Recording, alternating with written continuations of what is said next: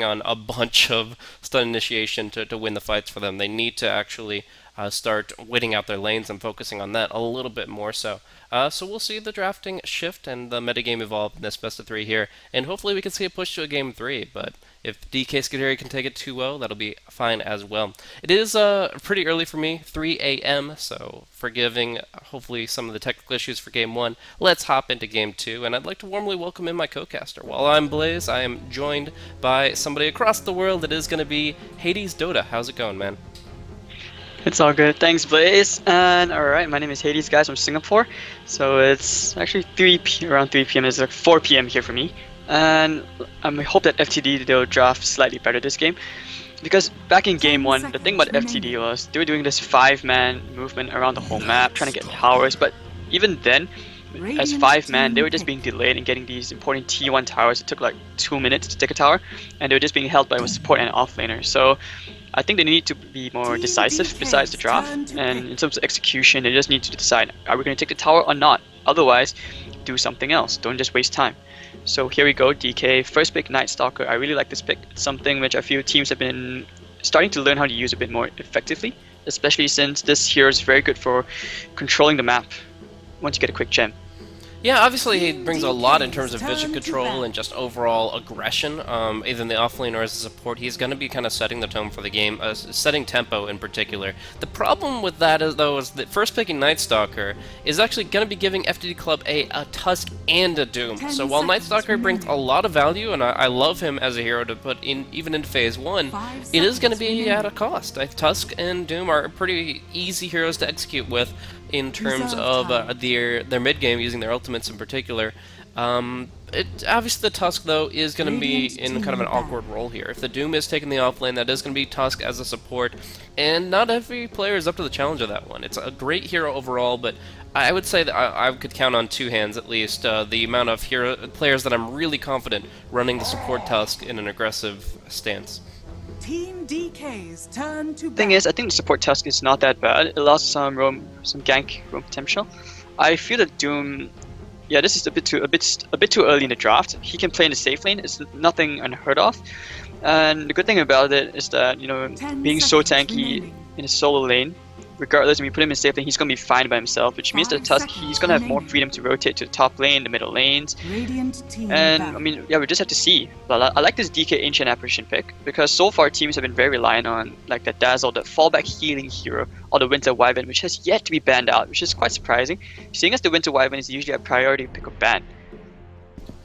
Yeah, and now we're going to be seeing a lot of the physical damage dealers coming out. I think this would mean that they're looking at maybe like something like an Ember Spirit. It's not great against Doom, but Ember's pretty good against Tusk in terms of, especially when he gets level 6. And, you know, he's not going to be having to worry about that physical burst knocking him out, so they could really create the space they need for him. And we saw kind of the PL kind of follow that similar idea of like a hero that has to be very careful about his positioning, but has some great escape tools so that he can push and rat it out aggressively. So they'll ban out the PL, but I'd say Ember would be a pretty solid pick, though now we are facing Alchemist and adding more physical damage to the pool here for FTDA. Really just going for the tier list here. They're saying, okay, Doom, top tier offlaner, Alchemist, top tier farming mid. What else can we check off the list here? I'm still kind of stunned that he would pick an Alchemist into the Ancient Apparition, seeing as the Ice Blast can really screw around in team fights if it connects into the Alchemist. Actually, I think we have 2 top tier farmers in this game. I mean, Doom and Alchemist, both these heroes are very good at snowballing very hard in terms of farm rate. Alchemist, I'm trying to think right now, what kind of game would this be? Would you go into, like, you know, that Solar Crest, or would you go into the Radiance Cancer build? I mean, we're going to see the Radiance. I mean, I really do like to advocate for alternatives, but it just seems like the default mode for pubs and for anybody but the top tier, like OG, you're going to be seeing it Radiance 9 times out of 10. But we are going to be seeing a hero combo that might prevent him from getting any items, as they have just so much kill potential here. We've got Io and Tiny. If they just pick up one good disable to initiate a fight with, I feel like DK have just completely outdrafted FTD Club A at this point. Like, you've got all the high-tier heroes. You're like, yeah, Doom's so good. His Scorch Earth is amazing. Doom just wrecks heroes. But it's not really going to do too much against an IO lineup. First of all, I would consider IO a very strong, at least soft counter to Doom, in the fact that you can relocate away from Doom, you could heal through it, etc. And then now, like you said, they got the Ancient Apparition against the Alchemist. It just feels like DK already have all their counters in place. And along with that, now they're gonna getting greedy. Doom, pretty farm dependent, likes to build up, obviously, his Devourer at least, if not maybe a Hand of Midas. Alchemist really needs to build up stacks farm with Acid Spray and Grievous Greed to get up to real fighting potential.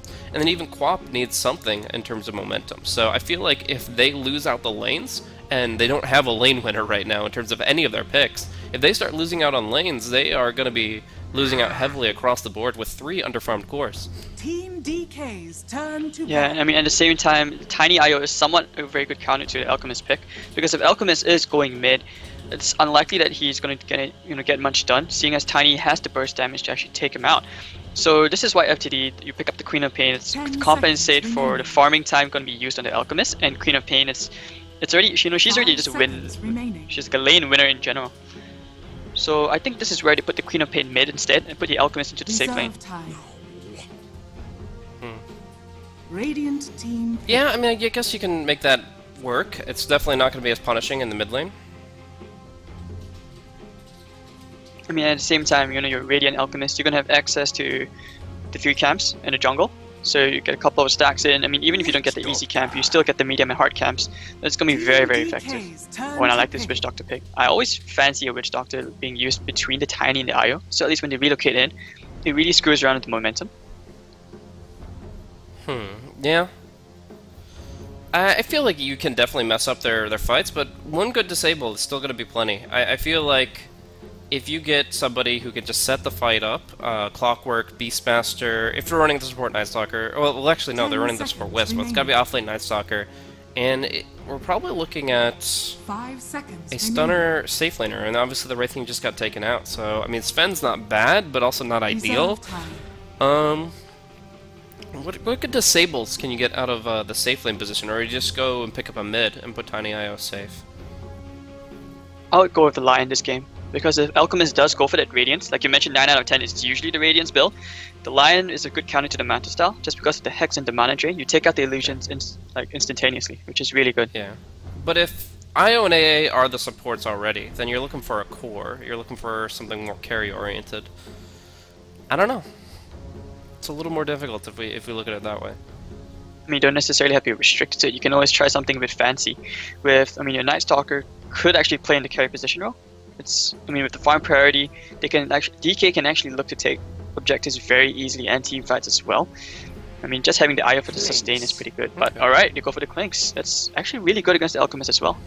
Yeah, some good potential here. So obviously a lot of burst physical damage. He can not necessarily set things up with disables, but what he can do is just scout things out. If he's going to be active on the map while Tiny IO farm, Clinks, when he hits his first key item timing, is going to be starting to put pressure out in the Radiant jungle. And if Witch Doctor or Tusk are too poor to really afford the Sentry Observer duos that they're looking for, then instead we're going to be seeing DK just start taking over both sides of the map, and whenever there's some exposure from FTD Club A that Clinks sees, then they can just punish that with the offensive Night Stalker movement, with the relocate aggression. It does feel like now FTD Club A's have stabilized a little bit, because if you compare their lane presence to DK's, it's only really the Tiny that brings the lane punishment, and he's going to be only in one lane. So overall, if the Queen of Pain plays safe, I don't feel like we're going to be seeing a massive disadvantage for FTD Club A, but they're going to have a really good answer for the mid game when DK start roaming into Radiant territory, and obviously when that relocate and the Night Stalker are in full effect. It's not only that, because FTD, I mean, the draft feels kind of bit around 5-man again, and DK, the Bone Clink is actually a really good pick to how DK has been playing the past few games. Just by having the Clinks, you can take towers way quicker than a PL, and you can, not only besides farming the enemy jungle, it's gonna really mess things up for FTD.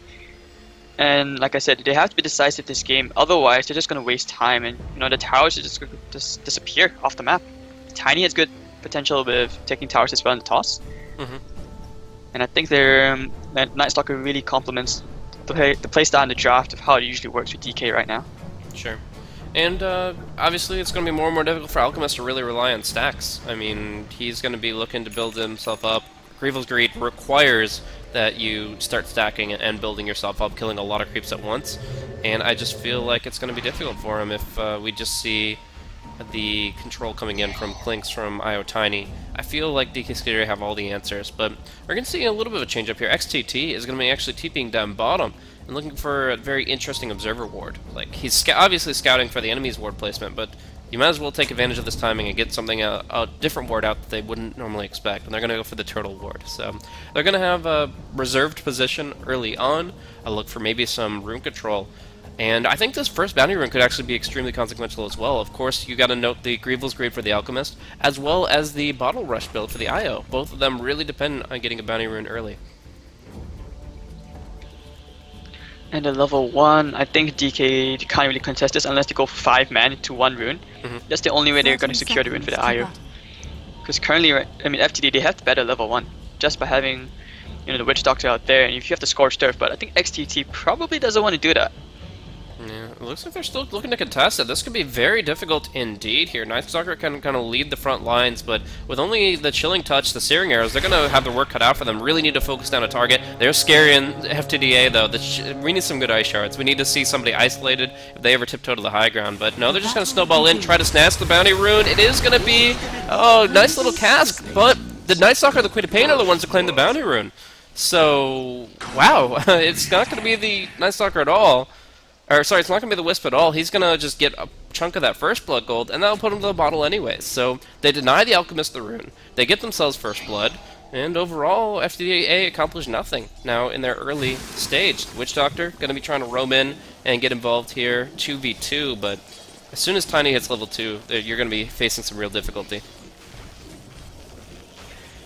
Well, I mean, it should be okay. It's very hard for the IO to tether and do anything here. They actually have a huge advantage over here thanks to the acid spray, and Witch Doctor, if he came in a bit earlier at the cask, they probably could have gotten a kill there, but I think he was just very hesitant in going in. Yeah. Bottom lane, Queen of Pain is going to have quite a tough time actually against this Clinks, and with the AA, the Chilling Touch, plus the Searing Arrows, that's actually really, really strong. That's like 100 damage a hit. Yeah, and once you get the Strafe online, the Chilling Touch damage reduction is negligible with the attack speed reduction. IO is going to be eating a lot of damage here. One more hit after this one. Going to be needed, but the Witch Doctor can't get in range. So now Tiny puts out a nice little smack on Witch Doctor, but it is just going to be both of them walking away. There's no stuns back up in time. Could actually be Witch Doctor overextending a little bit. Oh no, Boboka jumping in the wrong way. He could have just walked away from that one. Tried to go for a Tether Blade that just ends up feeding a kill. This ward, it's just this cliff ward over here on the high ground, it really made a difference. On the bright side, I mean, Boboka is going to be back in. He needed a trip back anyways. He has to but he doesn't have overcharge. That's the only thing. Like, you can't full heal the Tiny without overcharge. You only get one free bottle sub. That's true. That's really unfortunate. Top lane, I mean, XXS, we kind of neglected this lane a bit. He's actually winning the man fight here against letting go. So he has to be very careful, especially once it hits nighttime.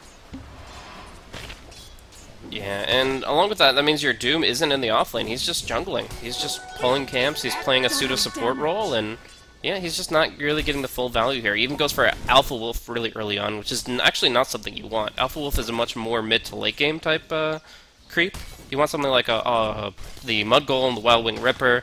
Hey, even a Satyr Shockwave can be effective, but like you don't want the Alpha Wolf at this stage. We're actually going to be seeing the combo come out here onto Beautiful Pain. Nice little cask, but it shouldn't be enough as long as they don't get the perfect cask bounce. It should be the death of the Alchemist, but he gets his bottle in time, meaning Wai-Chen may be going down here. It's going to be him getting bottled up the last sip from Boboka. Both of them very low HP, but Alchemist stays on the lane. He'll get some healing out for the Courier. Oh no, he's just going to go for the Bottle Crow. I don't know what he's doing with the Captain Bamboo there, but it does mean the Alchemist is in some trouble as well. Yeah, and this is really good from the IO Tiny. They have to play aggressive right now because it forces the Witch Doctor to stay in the lane. So that means that they're not really, there are no real stacks over here for the Alchemist. You can see it's 3 minutes in. It's just a double stack. And this way you're just depriving the Alchemist of that farm. Yeah, but they have to focus on the lane more than the economy, right? Like, if they can't get out of this laning phase and get Alchemist level 6, then there's no value in those stacks, because they'll just get stolen. So I think if Alchemist gets a better start, that's the higher priority. And actually go for an interesting play there. They do haste out the courier to get the bottle up for Alchemist before this 4-minute rune spawn. So while the IO went for the healing salve play, it looks like Alchemist is going to have the better advantage here in the lane until that 4-minute mark when IO TP is back to mid. It's actually Doom killing off the Night Stalker too. They go under tower here, just snowballing right on top of him with the Ice Shards and the Scorched Earth, and that's going to be a nice little kill with that Orb of Venom. Very nice from XTT. So the Alpha was sort of paying off. He had one tiny crit, I believe. Yeah, caught that just in the nick of time. Alright, so Rune's going to go to both the bottle carriers in the mid lane. Bounty Rune for Alp though. He's got to be happy about that. Yeah. It's really, really OP. You got 500 instant gold from that. Well, I think it's a little bit less for your subsequent bounty runes. The first one's 500 because it's 100 base. I think it's going to be more like 300 about this time, maybe 280. Oh yeah, but I mean it's still quite a lot. I mean you could die and go back to the lane and you still earn from that.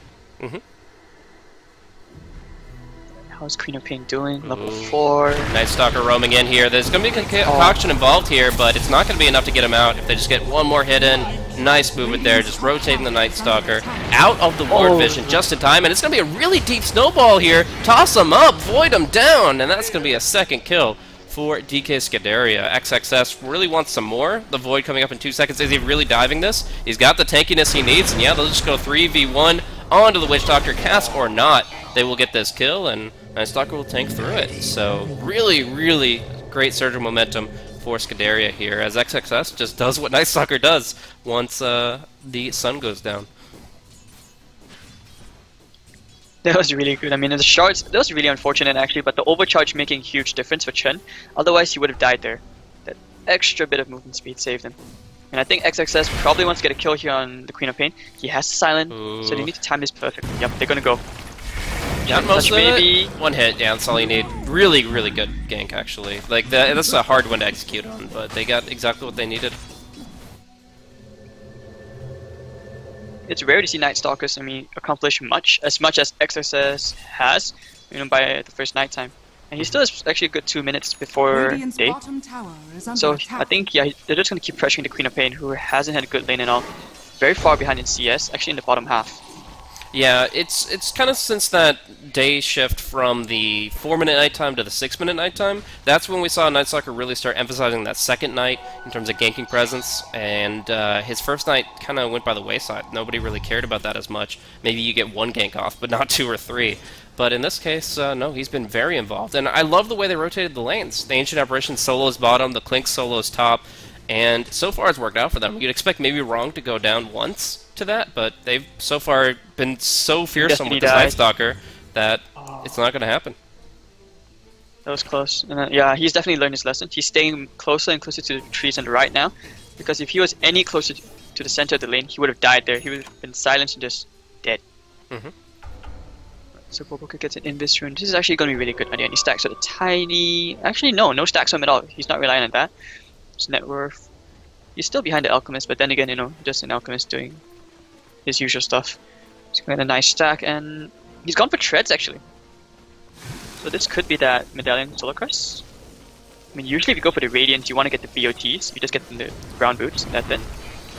Hard to say. We're going to see the jump here onto the Witch Doctor, and that's going to be a clean kill, but can they actually get out without, the Doom coming into play? He's just got the mana for it. He'll crit him down! Oh, Boboka will actually fall here, and he'll get the Doom on the Tiny, who will be caught by the Tusk spells. So that's going to be 2 more, and a great double concoction! The turnaround! We see now 3 kills, maybe a 4th going the way of FTDA, as everything that can go wrong does go wrong. And DK Scuderia bring the kill score from 2 to 6 against them. Oh my. Well, I think he's more confident to go for the Radiance now. The Treads I felt was just for the raw HP against the Avatar's combo, and now he's got all the gold that he needs to move actually towards a great Radiance timing. That's true. He earned like 1,500 gold swing from that. It was really big. And at the same time, it was just good estimation of XTT. He had the Doom, he didn't use it on the IO, he had faith in the Alpha with crit RNG right there. Jeez. And He saved it for White Chen. That was just really good. How lucky can you get, Yes, we though? did. That is, I mean, obviously having the potential to crit is huge, but to just get it so reliably twice in that fight, just so huge. And we'll just see him go right up top. No armor, no cares. He'll just go right up against the Clinks here and at least stop the push while still building up his farm. It's important that the Doom and Alchemist are on opposite sides of the map for the most part. They can converge when their ultimate is up, the Doom, but overall you want the Devourer to be away from the Alchemist who's trying to AoE farm. And he goes to go for the Solar Crest. He's maxing Concoction and he's going for Solar Crest. And I love this. I love fighting Alchemist builds compared to farming ones, not just because of the action, but because I think it's actually much more reliable. But Doom up top should be going down. One Void is what they needed, though, and they don't actually get it. The Night Stalker goes for the Silence instead. I don't know why, and now the AA gets popped off by the Tusk. They will turn around here for some good damage onto the Night Stalker, but in the meantime, QD is doomed, dusted, and killed. And Night Stalker falls with him. That's 3 for 1, and I really feel like the beginning of it all came down to the fact they didn't get that Void Slow, but obviously it was FTDA that also rotated 2 heroes at the perfect time to turn that engagement around, and suddenly they're actually the leaders in this game. That was really good timing. I like it as well. I mean, I have to point at XTT. He's not gone for that super greedy farm build. He's not maxing the Devour. He actually maxed the Scorcher over. And his itemization is quite curious as well. It's interesting because he bought a Blade Mill, and you don't usually see that on Dooms. I sometimes do. I never really feel confident in it, but if he's as involved and on the front line as he has been, then it still creates some value. You can still really get up in their face, and they really can't do too much to you. If they ever try to focus you down, you'll pop the Blade Mail. Scorched Earth and Blade Mail together means they're taking far more damage than you are, and it is generally going to be an easy way to make the difference. And I mean, it helps also that Destiny, they actually waited early on the mid-fight, forgot to mention, is that they waited before killing off the AAA so that the Queen of Pain gets, kill gold, because she just had a very bad lane, and now she's catching up. Yeah, I can't be sure if that's intentional or if they just thought they might need her for the fight, but that definitely is a lot of value created, that she can actually get momentum, find herself at level 8 here with Sonic Wave and Haste, and be another key player here, putting the Queen on the board, taking the pawns out in front. But, yeah, still, we're going to be seeing some good moves from DK. This is kind of what we saw in Game 1, is them, even when they were kind of in a contested position, they're still able to spread the map better. They've taken the entire Radiant jungle by storm. They've gotten a couple good wards out, and they're farming still really well, despite being under heavy pressure. But Tiny here in mid should be caught out. Io, does he relocate? No, he's nowhere near. Yeah, he's just dead. Oh, nice combo, turning it around onto the Tusk. And QD on the back line. Witch Doctor goes down quick. Now it's going to be the Blade Mail popped off by XCT to try to reflect some of that damage, but still it's going to be a double kill for QD. Nice Sonic Wave coming through, but it doesn't look to be enough to kill anybody off. And that is going to be FTDA losing 3 for 1, despite kind of a free pick at the beginning of it. Just really good counter initiation from DK. And I just have to point out, I think there was a bit of misplay here in the Dire jungle. 2 Observer wards. Sure. Right next to each other. Looks like they were, 2 different players around the same timing. So, yeah, they were within 1 second of each other. So they just didn't know who was actually dropping that ward. And that does waste a little bit. I can't imagine the mind games, though. If 1 Sentry ward finds 1 ward Observer and not the other, then you're like, this area is safe. We have swept the mines away. And yet, they would have vision. That would be funny. Still unlikely, though. So, Queen of Pain making her way slowly to that. Yeah, we're going to see the bot rune contested heavily. Alchemist will not only miss out on the battle rune, but lose his life. The nice little Ice Blast and the jump. It looks like Witch Doctor down again. His 4th death of this game. Seems like he can't catch a break. And we're going to see a combo come onto QD. They'll dust him. He'll be tossed up, but he's not going down just yet. There's no Sonic Wave to finish him off. And so they're just trying everything they can to get on top of him, and yet he still runs. And now Wai-Chen's going to be able to really control this fight if he looks to reinitiate. But it looks like without the Wisp, they're not confident. And obviously the Ice Blast isn't there. The dust probably wearing off pretty soon there, huh? A Scorched Earth burn. Ah, that sucks. Just burning him to death. That was so unfortunate. XTT kind of guessed where he was. Oh, this Clinks is really not having a good game. He's not having the impact he should be having. He hasn't gotten his Desolator yet. Just it's so interesting that these fights usually start off with one hero getting picked off quickly, like in this case it was the Alchemist, and then the allies just are able to rally behind him and still end up turning it and getting the favorable trade overall. Obviously, the cores are unhappy about it, but it's just making for a pretty even net worth distribution. I mean, we're seeing both teams back and forth, Radiant and Dire, just pretty much even in overall net worth, and then the supports are getting a lot more farm than they normally would, meaning maybe we consider Wrong getting a Hand of Midas this game. Wrong, Hand of Midas. Yeah, I mean that should be the case for him. He's almost in the recipe being like 250 gold. I actually have to commend that the Klink's net worth is almost as high as the Alchemist, considering an Alchemist is supposed to be a good 2,000 gold ahead. Should be, usually. And he's decided he needs the raw HP just against the Toss Avalanche combo. So it could be just like, you know, your normal plain Ogre Club into the Solar Crest. Hopefully by then he can fight, but otherwise it's tough to itemize this game. Yeah, I mean, SMY is still really solid for farming speed, but yeah, he is definitely kind of considering both avenues of thought. He's not just going completely hard into farming, he's not completely hard into fighting, but he has prioritized Concoction over Acid Spray until they're both until level 3 at least, and obviously the Treads and the Medallion, both of those are more combat oriented, so that's why the Klinks can keep up, and once he has the Desolator, maybe the Klinks can even farm faster. He's not that far behind right now. Radiant structures are fortified. He's going to pressure the top T1. This should be an easy tower. Oh, Blink Dagger on Tiny. This should be a really nice jump here. Ice Blast on the Queen of Pain. Combo is not perfect, but it is sufficient. They'll relocate on top to be sure of it. But with a Queen of Pain kill, that's going to be not only the tier 1 up top claimed by QD, but most likely the tier 1 bottom falling to DK Scuderia as well. Oh, and relocate back to the top. Alright, that's it. Yeah. So, yep, they're going to get themselves a T1 here in the bottom lane for sure. I mean, this is the good thing about having a dagger on the chin, on Tiny, because now he can actually snipe off these really squishy heroes like the Alchemist and the Witch Doctor. Well, Alchemist not so much since he has like 1,200 HP now, but otherwise he should be fine. Nice, Doctor's going towards his own Midas as well. Oh, he actually just picked it up. This is fast. The economy game is so interesting here, because you've got yourself, obviously we talked about the Devour and the Grievel's Greed being good effects to amplify or enhance the farm of FTDA. Now they've got a Hand of Midas on Doom, countering out a Hand of Midas on Night Stalker. Overall, though, DK Scuderia have better control of the map, and are just finding more means of farming, as well as taking towers. So, in general, DK Scuderia are winning in net worth, but FTDA have a lot of ways back into it. Oh, Destiny gets greedy for the last hit of the tower. That was a mistake. That was unfortunate. I think they want to turn around and fight, try to get at least a consolation kill, but they're not going to get it. Oh, that's just really unfortunate. And I think he was feeling confident because he had the double damage rune. FTD, they smoked up. 3-man smoke, maybe they'll find. Do they have detection? Yeah, they do, on the Tusk. Tusk is almost on his mech. Yeah. It does force the Witch Doctor to go for this kind of full 5 position. Actually going to be trying to go on the Wisp. We can just tether away. The snowball's too deep. And now the Doom comes out on QD. Who can pop... No, he can't pop the BKB, of course. But he might be helped out by Bubblegum here in a second. If he just lives a little bit longer. 2 more seconds. The tether could come through. And Bottle sips and Earn Charge as well as the relocate. Keep the Klinks alive. Now XXS is going to be fighting on the front line until their return in 12 seconds. They've just got to keep the fight centered around this location, the bottom rune. Wrong. Look for the TP. Gonna be mini-stunned.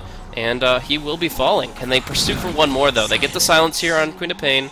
And almost have enough to bring him down. Just need the 1 stun, and there it is. That's the kill. Oh, the toss. Oh, wow. Wow. And I think they're going to kill this. This should be 2 more heroes down. XTT is dead. Yeah, they just have so much potential to run through with this darkness, and just taking advantage of that 50 seconds that will be timing out now, but they are able to pursue the tier 2 tower in mid, diving as deep as possible to take that, and it really comes down to the Wisp, just getting the tether off cooldown at just the right second.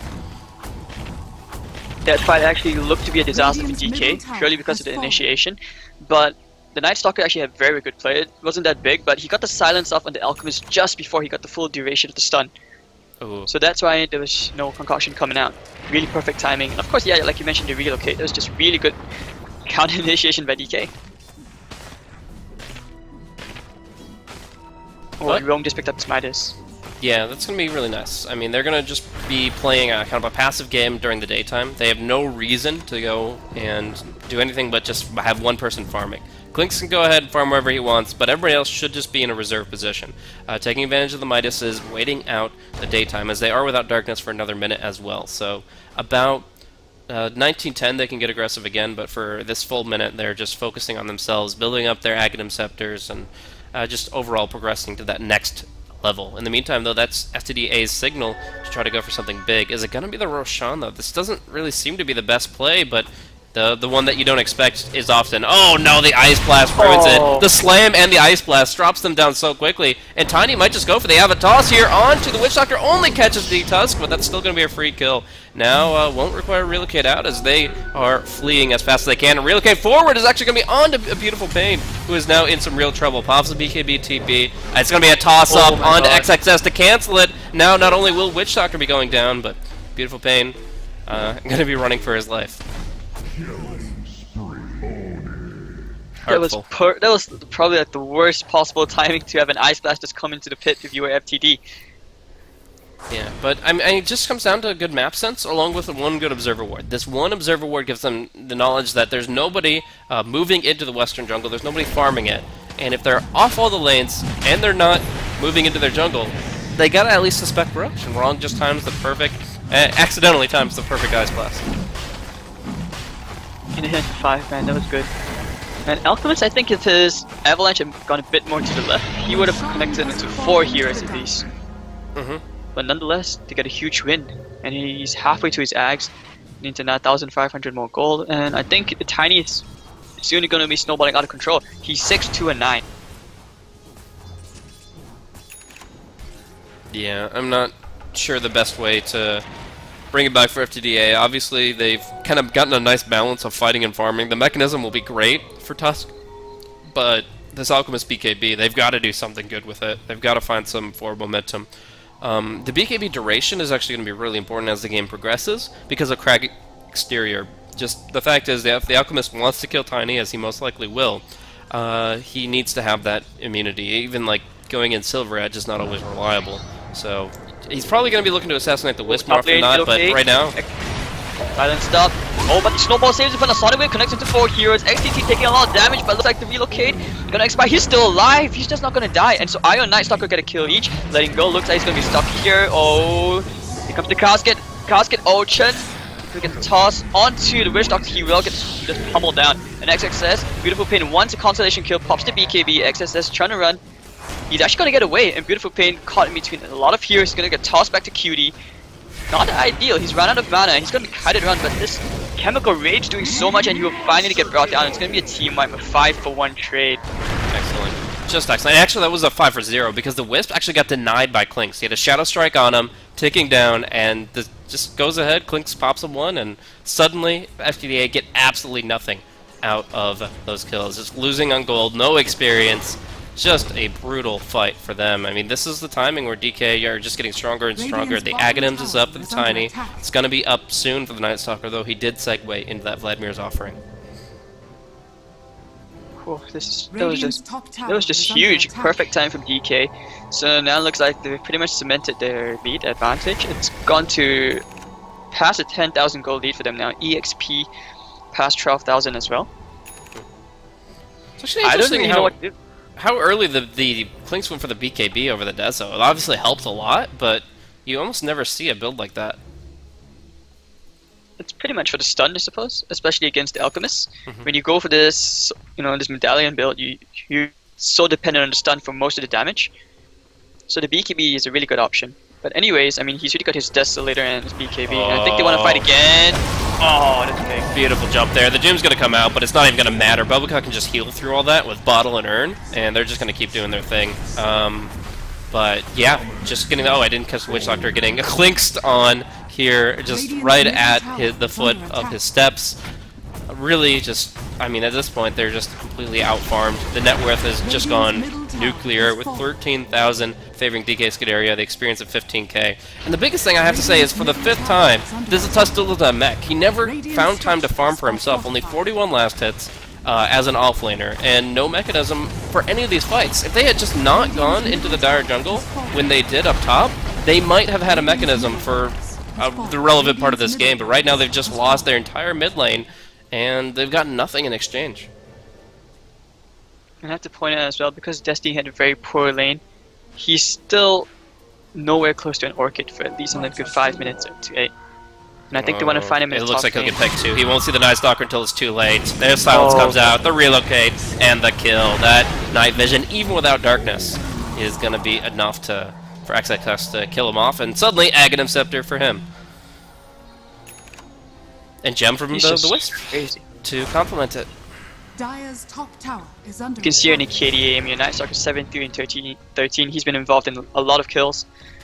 FTD, I mean, I don't even know what you're going to do right now, because they're just so far behind. Your Night Stalker is more farm than your Alchemist and your Doom. And you're talking about 2 top-tier farming heroes.